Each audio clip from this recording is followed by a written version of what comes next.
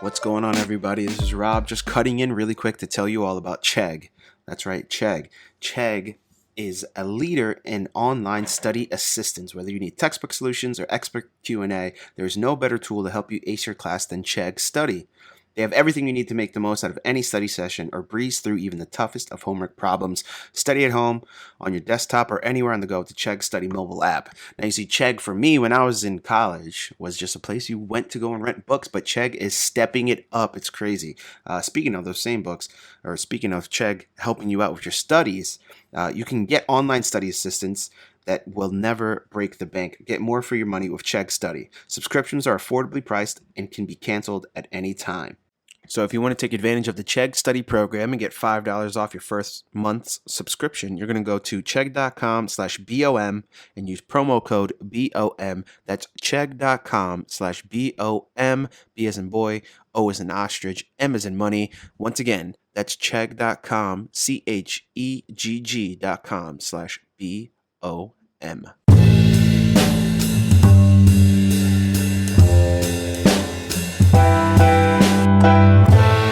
Welcome, ladies and gentlemen, once again to another edition of the Woke Bros. I'm your host, Big Wos. Of course, as always, my paisan, Michael Brooks, is in the building, all the way out in Brooklyn. Good to be back with you, man. Oh, yes, of course, as always. And today, man, we got a very, it's a very heavy Woke Bros show. I'm not going to lie. Everybody knows what happened last Sunday. Out here in Los Angeles, California. So I thought it was necessary that we had my brother Black Trey on, being that, he's a citizen of LA, born, bred, raised. If you ever met Trey, you know that he's Compton through and through. And, he has a very encyclopedic knowledge about the culture and just about how things go out here. So I just thought it was important. All of us did. We thought it was important that we talked to Trey. And just, sort of untangle some of the things that have come out as far as the slaying of the rapper Nipsey Hussle. So welcome, Trey, your first Woke Bros. I'm so happy to have you on, man. I wish it was under better circumstances, but I'm proud to have you on today. Man, thank you guys for having me on. Unfortunately, I'm not woke today because I do want to shut down some conspiracy theories that's based on this particular situation and just kind of shine light on what the outside don't see and why people are mourning Nipsey Hussle so much. Okay, so let's just get the facts out the way. For those of you who don't know, Sunday afternoon, Nipsey was walking outside of, I don't know if he was walking out or if he was already standing outside of his store, the Marathon store, his clothing store out there on Crenshaw and Slauson. And an assailant walked up, shot him 6 times, shot 2 people that were with him, fled in a car that was driven by a woman. Early reports were that it was somebody that Nipsey knew. That came out immediately. That was out there from the get-goes. Like, this is not some random, or wasn't just a drive-by, because, like, for somebody to come up close and personal, right, you know if it's like an enemy of yours, if you see him 15 feet away, you're going to be ready for something to happen. So for him to get up close and personal with Nipsey and the people that he with, everybody, every report that came out of it was like, yo, this is somebody that Nipsey knows. He died on the way to he was pronounced dead at the hospital. They say he died on the way to the hospital in the ambulance. And, immediately I started talking to Trey. Things started coming out about, well, Nipsey's a Crip and he's in the neighborhood and this might be gang related and blah, blah, blah, blah, blah. But and I just want to say, Trey, like, for me, it seemed like kind of obvious from the start, like just knowing knowing the little bit that I know about Nipsey Hussle, he's not some active gang members participating in active gang banging and actively banging on dudes, on his days off. Like, he's not in some war, right? The nature of Los Angeles being what it is, he might have a personal issue with somebody who's also affiliated with a gang. But that's because everybody's affiliated with a gang. That doesn't mean what happened between them personally was quote unquote gang related activities. Can you speak on that a little bit, Trey? Yeah, so was to clear up pretty much the association, being born or just being born in Los Angeles County, there's a quote by Nipsey Hussle basically saying like, where your mom pays rent is where you from. You know what I mean? Like, you don't really get a choice to say, oh, I'm not going to gangbang or not. You know what I mean? Like, you're kind of placed with that all by default of the neighborhood that you're from. You know what I mean? Like, it's unfortunate that that's the, you know, the situation that you have to deal with, because I think majority of the time, most children and teens and adults don't want to make that decision, but you're kind of faced with it because of protection and then also survival. You know what I mean? Like, and you know what I mean? My personal experience, I lived in a blood neighborhood that my father was from. And I went to high school in 2 Crip high schools. You know what I mean? Like, and I had to be faced with the reality of like, every day I potentially, you know what I mean, put my life in danger in this situation, just trying to go to school and play sports at a particular school. And so, you know, like basically what Trey is saying is like, I live on a block that is affiliated with Bloods, the Blood gang. That's my gang. That's it. It's not about, oh, well, you know, I like the rules that the Crips abide by. It's like, this is my block. This is my gang. There's no 2 ways about it. So wherever I go, I'm associated with this gang, right? And just to add, and can I add to that, and also that if I understand what you're saying correctly too, first of all, yeah, it's not like, oh, I'm gonna go shop around for a gang to join, see like which has the best profit margins, the best benefits, the best organizational culture I like. Let me talk. Let me see who's recruiting. But not to cut you off, there's actually a situation like that, and they call those guys transformers. Now, obviously, not like the New York gang, but what they say is that, you know, Wos, for example, may have grew up in a Crip neighborhood. Right. And he's got to a decent enough age to make his own decisions at 16, 17. And he's probably been a Crip all his life, and he finally decides to switch up. And we see him 2 years later, and he's a Blood. And you're like scratching your head, like, I got pictures of him throwing up, you know, this set. But that happens so often. You know what I mean? Guys go to jail, they get beat up, they get extorted. And, you know, and this is pre-social media era. So at that time, that was happening so common. You know what I mean? Where guys were so confused, or, you know, they found liking in other guys, you know what I mean? Like in that situation of a comfort of a family. Because I mean, that's where kind of gang represents as far as family, you know what I mean? Like, because of the poverty and the low income housing, and most of your parents sometimes are on drugs, they're not available, you're in and out of the system, you've ran away, and these people have made sure you've eaten, make sure you know, they have like flunky houses where it's abandoned, but that's where everybody's kicking it, smoking and drinking, and, you know, and that's where you find your comfort at. So it's not necessarily always, I guess, negative in that standpoint, because people do find families in it. So people can't, all right, so people actually can switch up. But I guess the other thing that I was going to say, which maybe I think might be more like is very relevant, maybe just for even people that have like no interest in the rest of this, right? They're not gonna go into any of the intricacies, but just the idea, if I understood you correctly before we came on air, that like it also really has nothing to do with what you want. Like, you could be like, hey, this kid's a great student. He's going to go to college. He's going to do all the quote unquote right things. But he's still part of this just because of the geography of where we're at. Period. Case closed. That's it.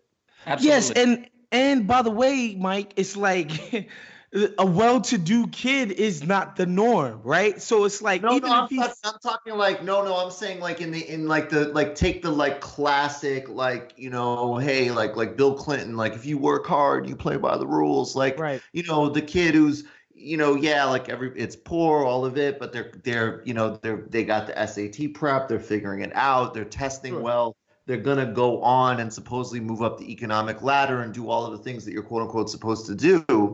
Right. If you are on a certain stretch of land, you're part of it. It doesn't matter. It doesn't matter. Whether you're on the debate team or not. That's what I was trying to clarify. Right, Okay. and it, and it's based on the fact that nobody else cares, right? Like It's you're not from that block, moral choice. It's and not a we have moral. I guess problems with what I'm that trying block. to Yeah, get to. It's not a moral. It's no, not not like at a. all. Yeah. That's important, I think. And so I want to get to the part because a lot's been made the last few days, Trey, about like just what it means for Nip to get. And again, he's not Kendrick or Drake or Cole or even a 21 or a Chance, right? But he's a pretty successful rapper. He's gotten to be really successful in a way that would allow for him to go move on with his life away from the corner of Slauson and Crenshaw, right? So I just want you to talk about what it means for somebody to achieve the level of success that Nip has achieved. Rub shoulders, been in the rooms that Nip has been in the rooms that he's been in, right? Like the type of people that know who he is. Like he's on a first name basis with Sean Carter, right? Like he's on a first name basis with like some of the biggest power players in all of industry. What did it mean to you that Nipsey would open up a brand new store, buy up that whole strip mall, like try to build it up? Like what did it mean for you as somebody who grew up? And by the way, since you've been born, there's been people who've been, coming out of Compton, becoming successful rappers, some more successful than others. Like, and not to say that Nipsey's from Compton, but you know what I mean. What did it mean for you for Nip to be doing that? I mean, just watching his growth from 2008 to now, you know what I mean? Like, you have to understand, like, which I spoke on a previous pod of how passionate I was supporting his album and supporting his career. I can't say that I was always for him, you know what I mean? Because there was real life situations where, again, I'm from Compton and we don't really get along with West Los Angeles like that. But I did respect him as an individual, and we were similar in age. I mean, I was a couple months older than him, but in the situation of how he carried himself in the direction that he was trying to go, you know what I mean? Like, this man was a father to his kids. He was probably one of the smartest individuals out there at our age, and was constantly teaching. He was one of those guys that if you got around him, you know what I mean? Like, he was evident that he was a Crip, but he was a smart Crip. And what I mean by that, during his studio sessions, he would throw in documentaries, he's suggesting books, he's buying equipment for young guys, he was constantly trying to make better for his community. He knew what it really was, you know what I mean? And he was constantly educating. Around 28, 29 years old, he was transitioning in his career of doing these studies and reading and educating himself on how to be a better businessman. And, he signed a bad deal early on and he got out of that and he found a way to get his master's. He was an entrepreneur early, selling out the trunk of his car. I remember, like a funny time, myself and Marcus Williams actually on Slauson and Crenshaw, around 2007, 2008, and he was selling his mixtape, Bullets Ain't Got No Names on it, volume 1, out of the trunk of his car, and this guy looks like Snoop Dogg.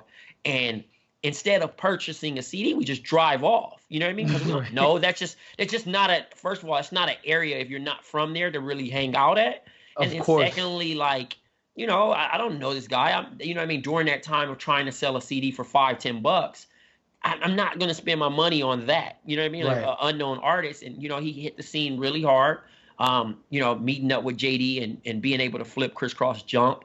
And his career, you know what I mean? Like, you look at it to now, man, the growth was just like, okay, you got to respect it. You know what I mean? Like, at that point, regardless, you know what I mean? He had these like mini albums that were constantly going out. And then he had in 2013, the $100 album, the proudtopay.com. You know what I mean? And Jay-Z, involuntarily buying a bunch of albums and supporting the movement, man. You know what I mean? Like, he started something that guys weren't even up on, and he believed in his product. Like, he was a pastor for those guys. He's a street soldier, man. Like, you know what I mean? Like, he talked, you know what I mean? Like, different regions had their guys, but he was LA. He was an LA guy that could tap in to those street guys, blood or Crip. You know what I mean? Like, undeniably, once you reach that gap, you can rap gang stuff all you want, but if you can break the gap of reaching blood and Crip, you got something. And that's what his music was. Like, it didn't matter if he was from that side or if somebody killed somebody from there. They were still pushing his music because it was hard. You know what I'm saying? And he didn't lie. That was another thing. That, you know what I mean? Like, it's one thing to be like, okay, rap fans are suckers for true stories. And it's rare in the rap game. So when you find somebody that's so real and really back up what they do, like, on record, he's done everything that he's rapped about. You know what I'm saying? So it wasn't like, damn, he's a liar. You know what I mean? He created jobs. He bought up his block. The proof was in the pudding, right? Like, there's receipts. And that's why, and I think that's why, you know what I mean? Like, everybody teared up so hard about this news. You know what I mean? You know what I mean? Like, I hate to curse or use this type of language, but he was a real nigga. You know what I'm saying? Like, that. And it's hard to go by. It's one time where you can be like, okay, hey, let me bring this certain, you know what I mean? He rap all this gangster stuff, and I bring him to LA, and he needs security, or he need that. You know what I mean? Not saying that Nip didn't need security, but in the situation, he was touchable. You know what I mean? Like, he was one of us. You know what I mean? And why he related to such young stars, because he preached the same stuff he was preaching in his records to those young guys. Like, look, you got all this money, you're way richer than me, but stop buying jewelry. Right. Stop doing this. Get a business. You know what I mean? And you hear it in his music. It wasn't like, okay, I can tell you this, but I'm also doing it. Right. You know what I mean? Like, and that's why it meant so much to a Russell Westbrook or James Harden, because he was also partnering up with these guys. He had a million ideas. Right. Like, okay, look, YG's from Compton. He's from my area. But he would mentor YG and say, look, you in that deal, but you really not gonna make the type of money you want to make because you don't own your masters, or why you ain't doing this. You know what I mean? Like, he was that big brother on the scene and keeping it real, whether it was from guys from LA, whether it was guys from, you know, Meek Mill, it was guys like Dave East. He was the guy to go to because he always was going to keep it real. He always, you know what I mean? He welcomed them in. Anybody that come to LA, they always wanted to go to the Marathon store. He showed them the block. Anybody that's fascinated with that life, he showed them, but he also presented like, hey, man, this is real life. We not promoting it in that instance. You know what I mean? But I'm showing that you can make it out of this too. Yeah, and like, real quick, like, I do want to talk about his music in the sense that, because unlike you, Trey, I didn't get on him until Victory Lap, right? Like, and I said this earlier on the Basket Buzz when we talked about Nipsey. I was an elitist hip hop New Yorker. And, you know, when I heard about Nipsey, I was like, oh, a street dude from the West. Like, I don't want to hear street dude rap, right? Like, because in my own mind, I'm like, street dudes can't rap. Street dudes are good at being street dudes. Like, yeah, they're great at that, but that doesn't mean that, you know, they're going to have a facility with the art form or whatever. So I stupidly ignored what he was doing, just on my own, turning my nose up, elitist, street dudes don't make good music, bullshit, whatever.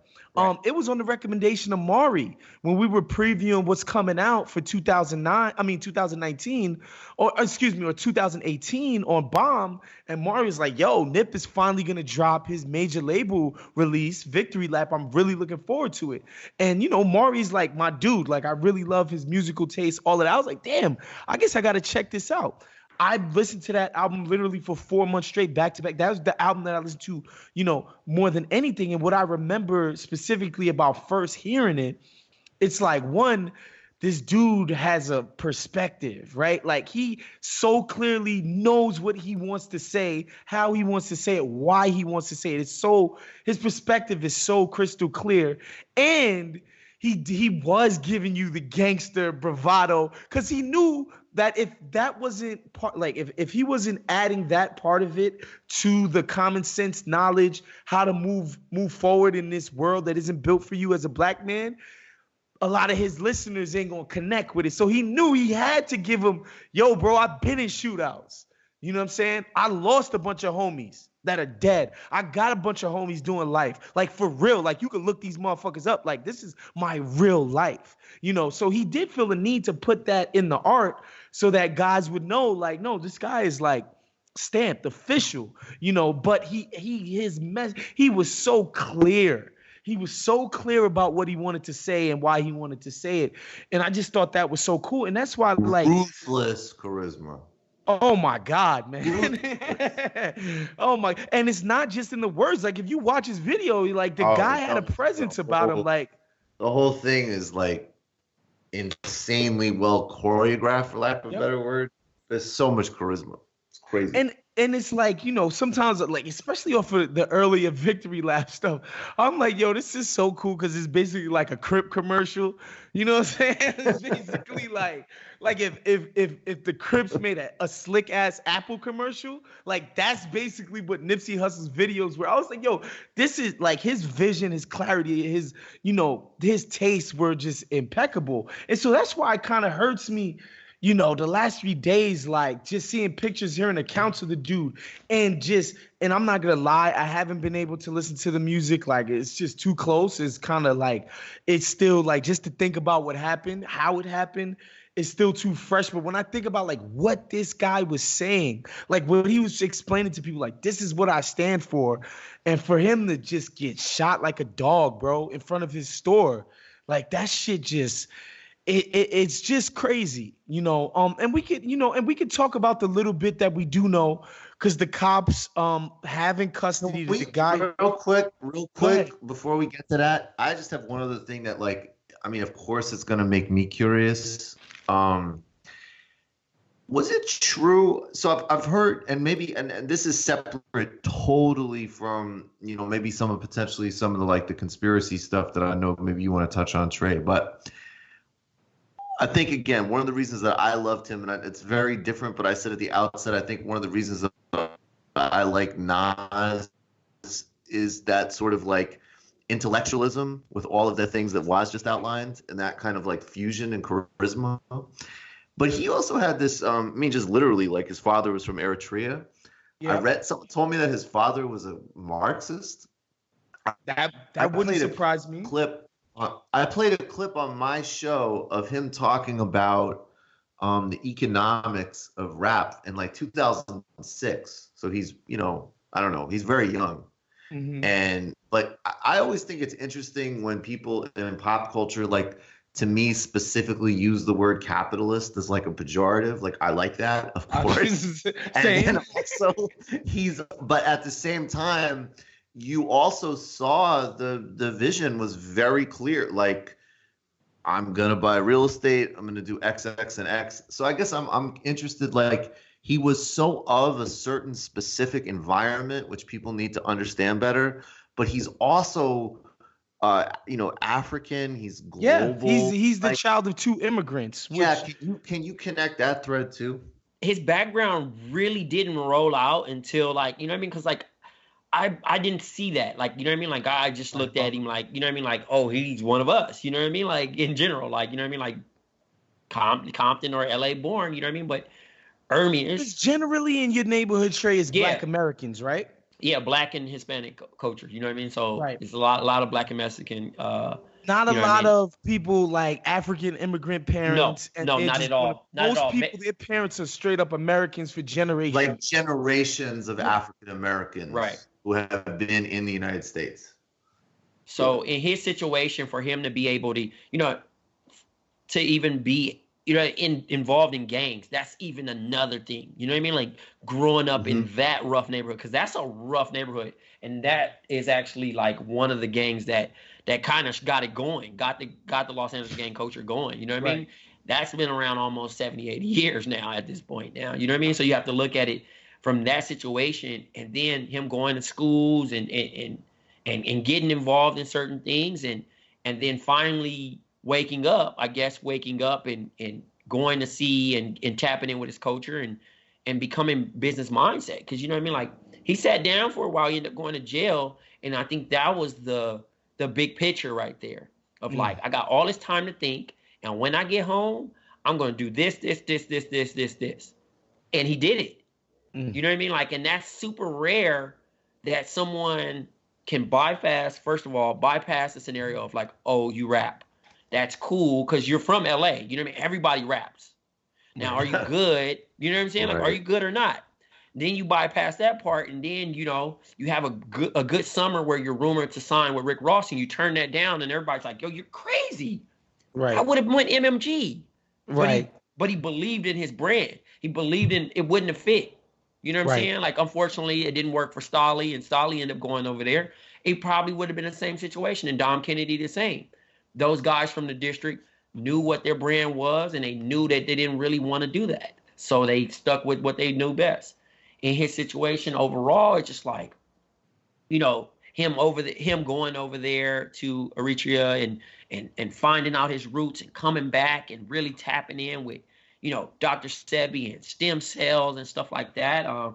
It was big because his interviews was almost as big as than his music.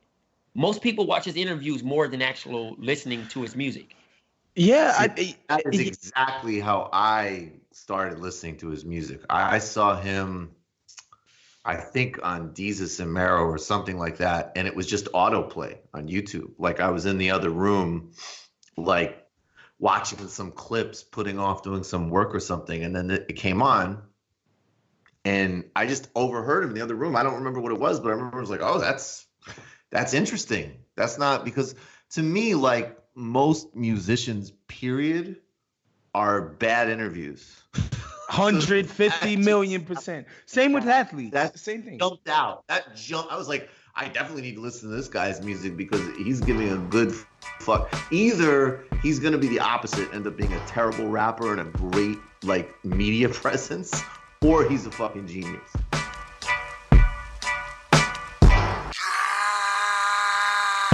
Pull up in motorcades. I got a show today. It's all I'm trying to do. Hustle and motivate. Choppers a throwaway. Hustle the overweight. That's why they follow me, huh? They think I know the way. Cause I took control of things. Ballin' the solo way. And if you pattern my trend, I make you my protege. Lost in that soldier race. Niggas don't know them days. Take you in back of the buildings. Make you expose your rage. Okay, so the police have basically they put out the guy's name. They said we're looking for Eric Holder, which I don't know. Arrested him, right? No. Yeah, they arrested him. They brought him in, but I'm just going in chronological order. Got it. And I can explain that too, how he was apprehended as well. Yeah. I mean, because it's out, so I mean, we can talk about that stuff. And, so where do you want to start? And his name being but because this is Woke Bros, his name being Eric Holder just was like a mind fuck, because that was Obama's attorney general, and it's just like that was of course, exactly. and that opened up a whole nother thing for the conspiracy stuff. What which was the fuck? Wait. So is this like QAnon of hip hop right now? Like, let's get the conspiracy stuff out of the way. What's going on? The conspiracy is essentially Nipsey Hussle is a black leader, and he's teaching black empowerment. He's teaching black ownership. He's telling black people to do for themselves. He's like in his content now, he's pushing a documentary about a black doctor who claimed to allege to have cured AIDS in the 80s. And I swear to God, I don't want to get into my family, but that dude's books were in my family's house growing up. Yeah, I mean that's talking about Sebi, yeah. Yes, absolutely. Michael, your mom middle named you Jamal, so I am not even in the slightest bit surprised. When the former president of South Africa, Thabo Mbeki, like he caused this global controversy, like in the early 2000s, by questioning the HIV/AIDS link, and my dad who never followed politics, was like, "Who's the president of South Africa?" I said. So the theory, Mike, is that Nipsey was such a beacon of hope for black people, the government decided to take him out. He crossed the red line when he wanted to make a documentary about. Well, I mean, this is why white people think like Big Pharma would actually come for that.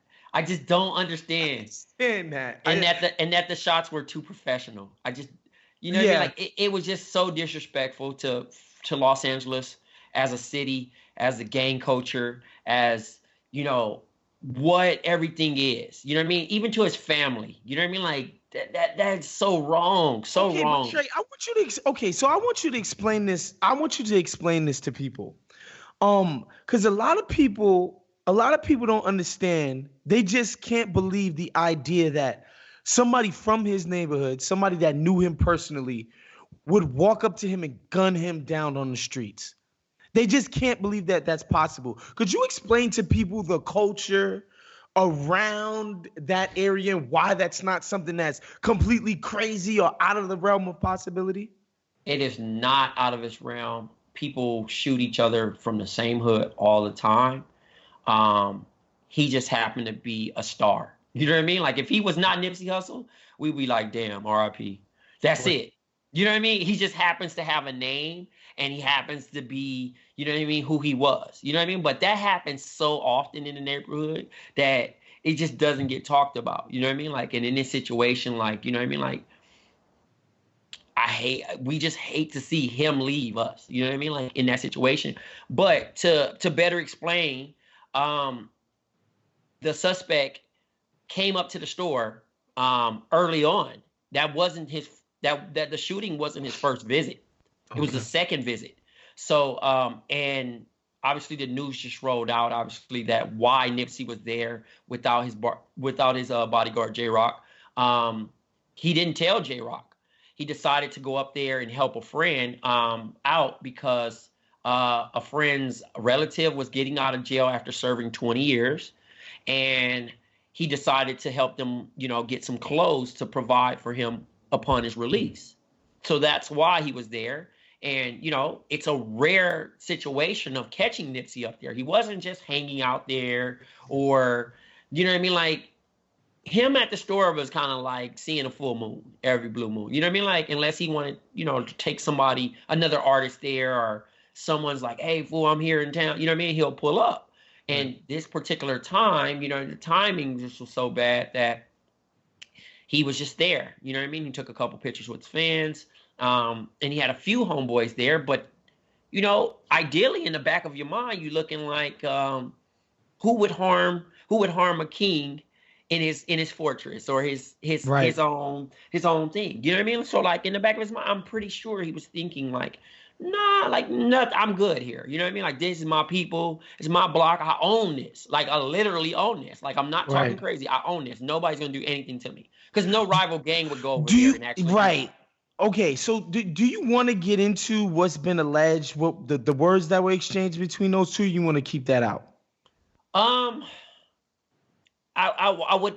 would basically say this at this point because it's so loose and out of respect of that neighborhood gang. The guy was alleged called an informant. You know what I mean? Okay. And for street code, informants aren't welcome, regardless. You know what I mean? Whether it's truth or not. That isn't just sort of like, okay, I've heard that. No, it's not. It's not a movie thing. This is a real thing. So no, he's saying those rumors have been out there. Oh, yeah.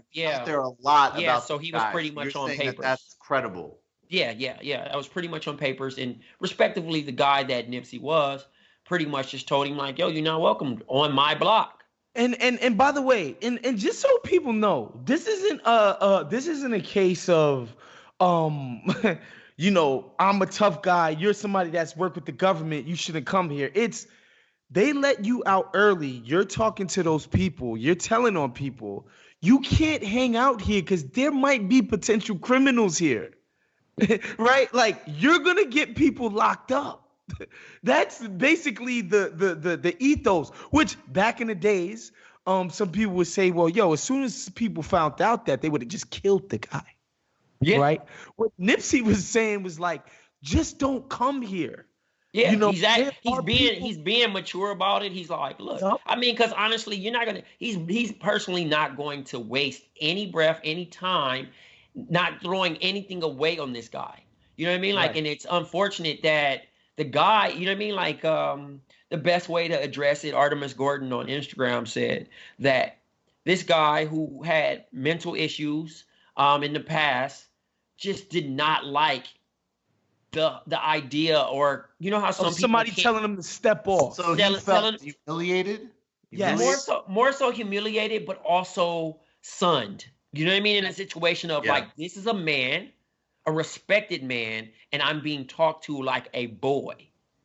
You know what I'm saying? And at that point, it was like, you know what I mean? Realistically, we can beat you up or do even worse because you shouldn't be around here. But you chose to come around here. and I'm telling you nicely to go keep banging up the street. Like, go wherever you're going to go. I'm not going to do anything to you, but leave. And he didn't like that. So in his, you know what I mean, in his best way possible, thought that was the best way to solve that issue. And unfortunate, you know, again, you know, everybody's like, why and how does this happen, or how does it unnoticed? Bro. Yes, it's pride and ego, but that's across America. Right. You know what I mean? Like, that's a guy getting cut off in driving. That's a guy defending his woman. That's a guy, you know, being outshined on the basketball court. That happens in America all the time. So this is nothing that's new. It just happened to be Nipsey Hussle, who's the victim.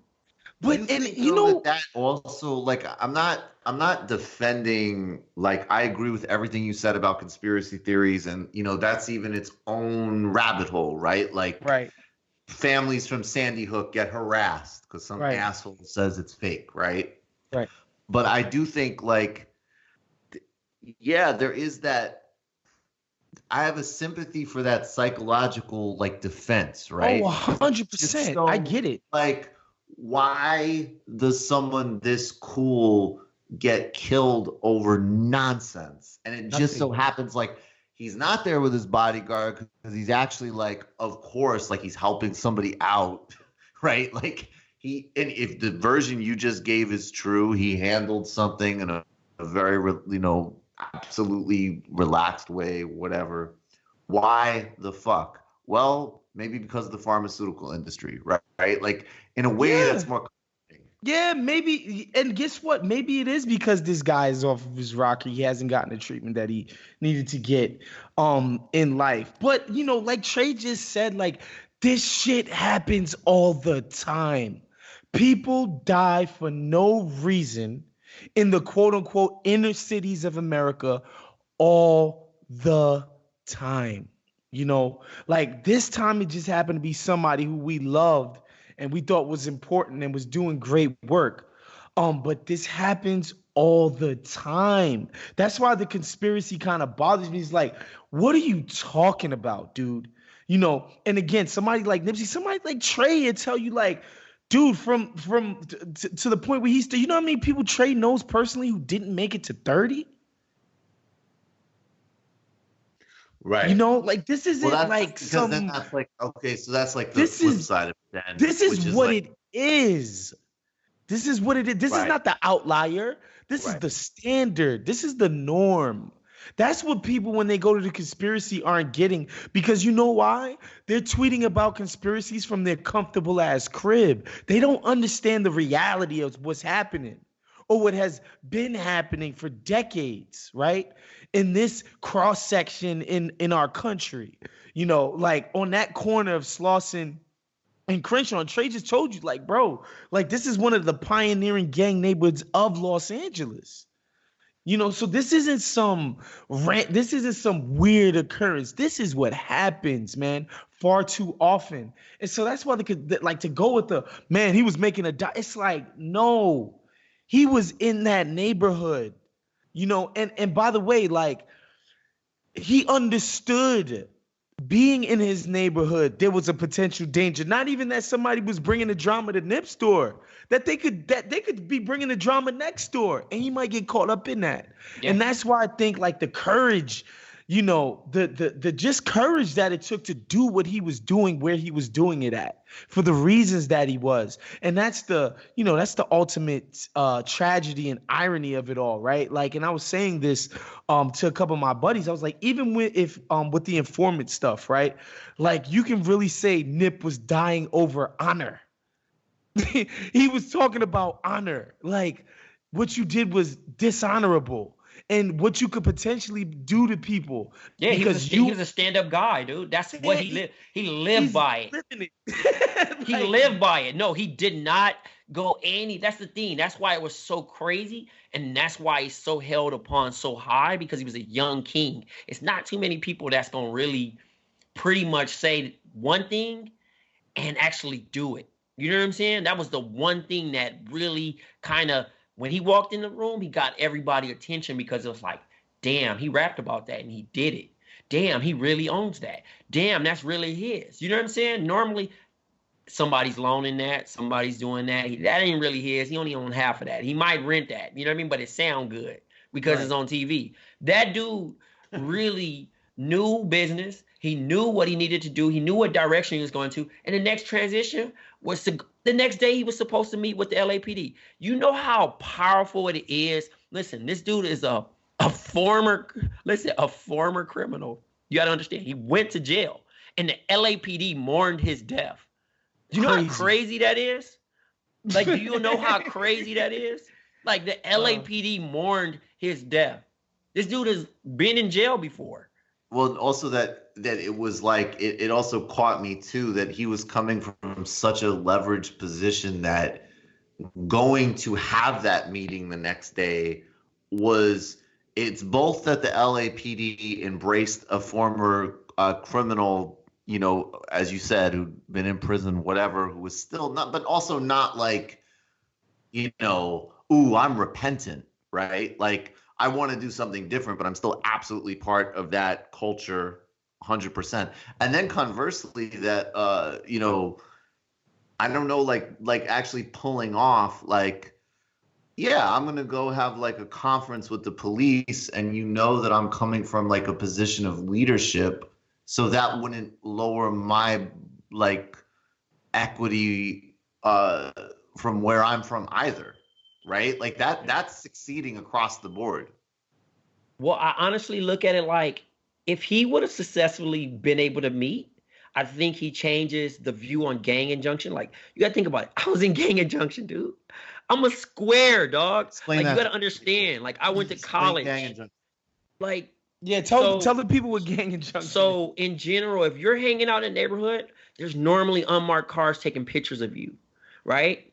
And then whenever they want to plan it, they apprehend you, and then they just put you on file, and they say, okay, boom. When we saw you hanging out, slapping five with known gang So here's the thing: they take your fingerprints, they do all this. I'm on papers. My father was from Elm Street, Peru. My mother, who's alive to this day, my dad was murdered when I was 9 in '94. But my mother is from Santana Block Crip. You have to understand that my name is in that gang injunction, regardless if I like it or not. Whether I went to college, whether I'm a school teacher now, it doesn't matter. I didn't get off gang injunction until like 3 years ago. You know how crazy that is? I'm 34 years old now. Yes. I've never committed a crime. Yeah. Do you know how crazy that is? So what Trey's explaining to you is like, for Nipsey Hussle to be able to call the LAPD, call the powers that be, the bosses over there, and be like, y'all want to have a conversation with you guys and what we could do to improve things. And they're like, let's fucking do this. That's the type of man we're talking about today. Man. And we lost. That's fucking depressing. And that's why LA mourns, because at the end of the day, we found hope in him. Jesus Christ, man. You know what I'm saying? Like, the music might not have hit like it's supposed to hit worldly. You know what I'm saying? It wasn't about Victory Lap being better than Scorpion or being better than an album. It was what he was doing on the streets and what he represented. You know what I mean? Like, it was so bigger. And that's why when you listen to his music now, and that's why his sales are now up 2,700 and whatever the number is, and people are crying when they listen to it, and they've actually given time to actually hear what he's saying, you're going to be like, wow, the growth from 2008 to 2019, you hear it. Everything he said he was going to do, he did it. Right. You know what I'm saying? Right. Right up into talking to the police, man, about making things better. Like, it's just incredible.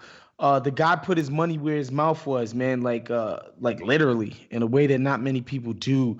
And again, like, and I get the idea that the US government would try to hurt a black leader, right? And like, that's not foreign to me. Like, we know what COINTELPRO was. We read the FBI file on Malcolm X, on Martin Luther King, for God's sake. Fred Hampton. You know what I mean? Fred Hampton. Like, we know what the vibes are. But this particular case, I think, and Trey will tell you, and anybody who's close to the situation, who's close to Nip, they say you're barking up the wrong tree here. Yeah, I mean, it's just really disrespectful because his wife is now a widow. His children don't have a father. His mother has to bury her son. Like, these are things that people really have to figure out in the next couple of days. People can post all the IG posts they want. People can post all the tweets they want. People can post all the Facebook posts they want. In reality, after this week, whether they stop paying homage, whatever, these people have to go on about their lives, not about some damn conspiracy theory. No one's thinking at the night, damn it, Big Pharma. No. Right. No. The guy has been apprehended, and now for what? For what? For what? Was it worth it? You get no points for killing Nipsey Hussle. You took away a young king. You took away our leader. You took away someone who was really about his community, who wanted to really make it better. You know what I'm saying? Because your ego was hurt. Like, I just don't understand it. I don't think we ever will understand it. I don't think no one could ever forgive somebody for this, because I just don't see anyone being responsible who would want that weight on their shoulders to replace him. You know what I'm saying? Like, that's another thing.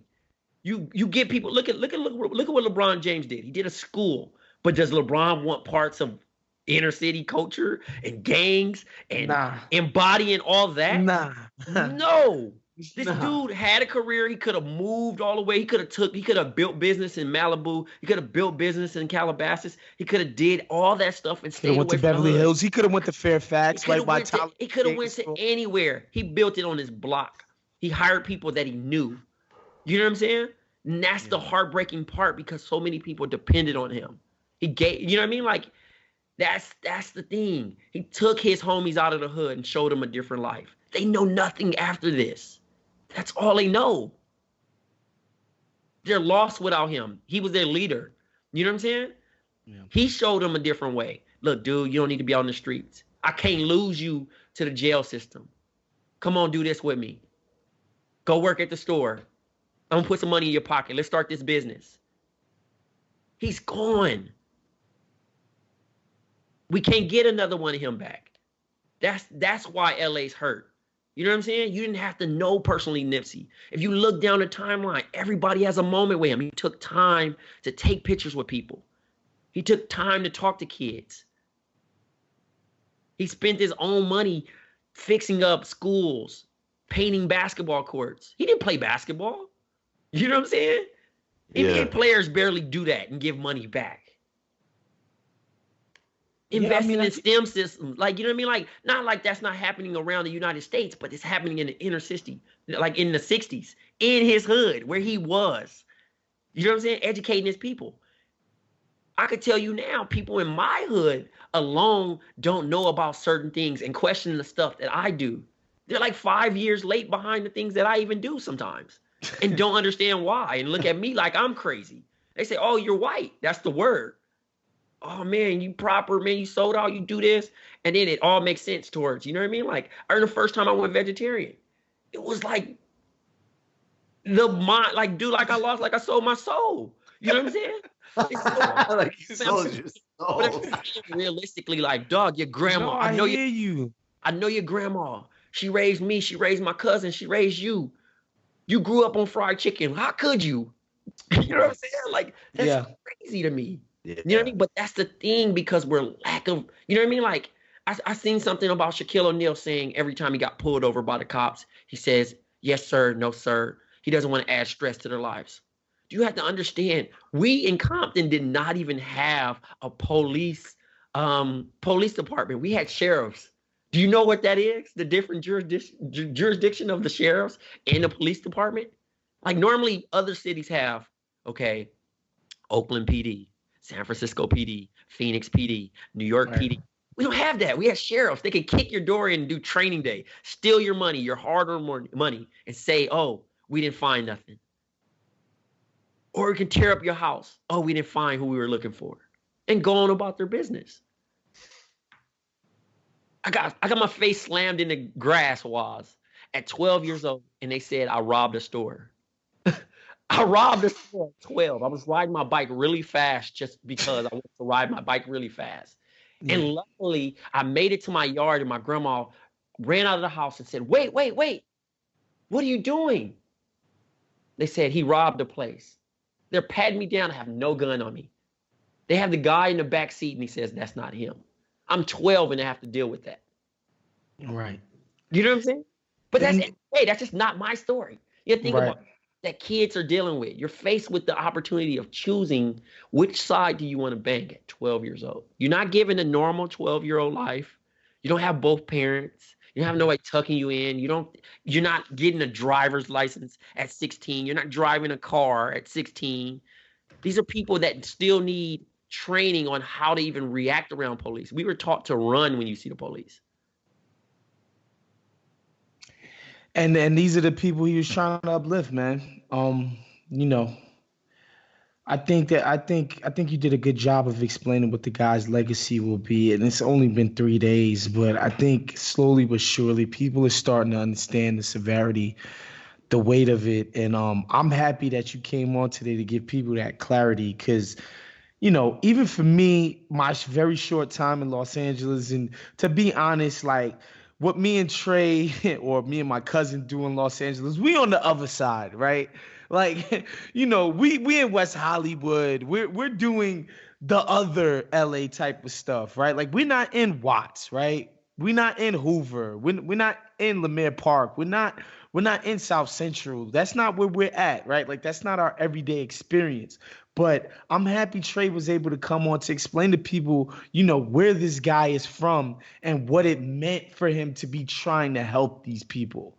Not only just help himself, enrich himself, what it meant for him to be like, nah, we're going to figure out to make a better way for all of these people because we fucking deserve that shit. So, Trey, I'm really happy you came on today, man. I think you painted a beautiful picture. And I know this was very emotional for you, as it's been emotional for all of us. I know pretty much everybody who I've spoken to, especially if you were, you know, a young black man like myself, like Trey, and, you know, and you feel like you're somebody who's out in the world trying to make better for yourself, better for the people around you. This loss really affected every single person I know who is like that. So he looks like us. So I mean, I think that's why it's more real, because you've been on those same streets with me.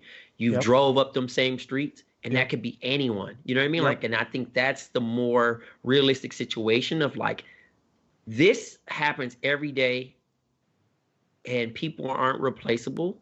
And just be mindful of what's still going on in this neighborhood while you have the chance. You know what I mean? Be mindful of the community. Be mindful of his family. Be mindful of LA's culture, because it's real. No, this is not a video game. It's not a reset button. You don't get a second try. It's not April Fool's, which we all hoped it would be. Like, this man does not get a second chance at life. All the stuff he built up to die in front of. That's cold. Mike, do you have anything else? Sorry, Trey. I didn't mean no, to. you're good. No. I don't have anything to add to that. I just want to thank Trey, and I mean, yeah, I'm honored. Thanks for coming on and doing this with us. And I really, really hope that, you know, there's so many different layers to it. So I just hope that, you know, speaking obviously with Trey from the heart of it, but if you're listening in Nebraska and you're learning, like, this is actually relevant to you too, in my opinion. So thanks. All right, man. That was this week's episode of Woke Bros. Thank Trey. Obviously, always the comrade Mike, Uber Junior producer, Roberto Lopez, man. Thanks to all the patrons. Thanks to just everybody for supporting what we do. Again, you know, obviously I know about the athletic deal and all of that, but this feed will continue to go strong. All your favorite voices will continue to be on it. We will see you guys next week. We out. Look, I laid down the game for you niggas, taught you how to charge more than what they pay for you niggas. On the whole thing for you niggas, reinvest, double up, then explain for you niggas, it gotta be like. I'm conscious that there's a intentional pushback from allowing, we could unpack each one of those people that look like me. yeah, I'm supposed to be in jail or dead. It's a whole prison complex. You know what I'm saying? Then you think about as an artist, there's a business model that exists in the music industry to prevent you from having ownership, to prevent you from being a partner in the lion's share of the profit. And dirty money get washed on royalty statements. Black owners in this game are powerful racists. The value is created in content. So when I think of us as hip hop artists, we create content, but we don't have a wide product line. You go to Disneyland, they got tons of products, ears and all, Disney, Mickey, everything. And so that's the vision behind the Marathon store.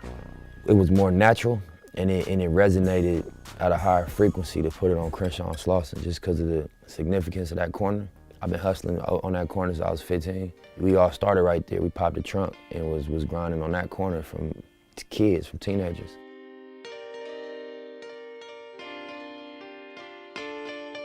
Look, had to fight before we hustle, and it made us tough. Early 90s neighbors rooster used to wake us up. Mama had a bucket and a shack, but we ain't make a fuss. You've just watched a Michael Brooks show video, and you can watch all of our full main live shows every Tuesday night at around 7 p.m. Eastern Time, and subscribe to get all of the clips you want. We're covering the globe. We're focusing on international relations, the intellectual dark web. We're having fun. We're doing deep dives with a lot of amazing guests. Of course, become a patron for the whole thing at patreon.com/TMBS, or subscribe to this YouTube channel and help us keep growing and get that content out there. Subscribe below.